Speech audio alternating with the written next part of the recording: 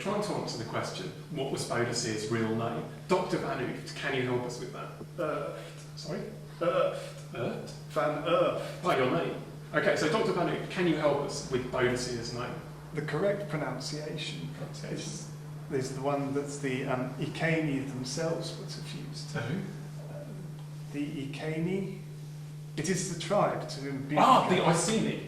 So yeah, again, they didn't know how to pronounce their own names, and yet inflicted these defeats on the Roman Empire. It's quite astounding, actually. Let's to the crux of the matter. The crux. Again, just a small thing, but the pronunciation, the crux of the matter.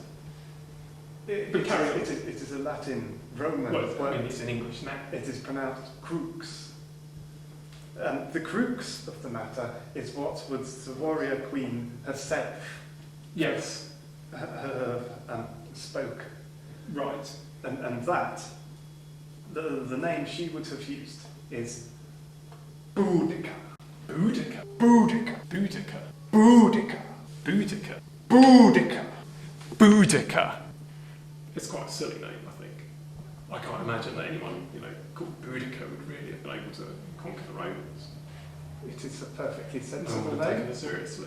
It is, to the Iceni, it was a perfectly sensible. Obviously, Tacitus didn't think so. It's Tacitus. He would have pronounced his name Tacitus. But that's not the case, is it? Or he is a Roman. The Romans use hard C's.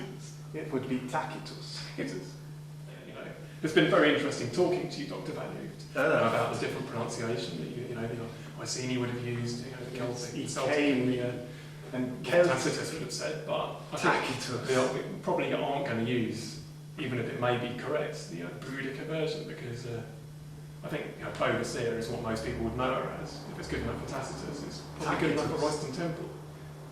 But again, thank you very much, Dr. Van Ooft. It's been interesting to talk to you. Boadicea. The army out of the barn. At the military command centre, the team discussed their strategy. Okay, so we've got these people coming around the bushes, and we've got these people, they're going to jump out of the barn. And that way they're going to completely destroy the army. Yes. Well, where's Boadicea going to go? Boadicea is going to sit at the back and Okay, but then she's call really out orders. isolated, you see. I think she's grossly underestimated her opponent. I believe she is inexperienced in military leadership, and I think she will come a crop up. Okay, team, have you come up with your plan? I think so. Okay, do you want to explain? well, Nadine had a very good idea of making the most of the landscape, Yeah, that's an excellent idea. using it for cover. Yes. So we're going to send our army in this direction. Right, okay, against the Roman right. Exactly, yes. Trying to outflank And them. we're going to sort of run along behind this barn. And then we're going to... Sorry, the barn's not actually going to be there. This is like a satellite image of the battlefield as it looks today. That barn was built, much later.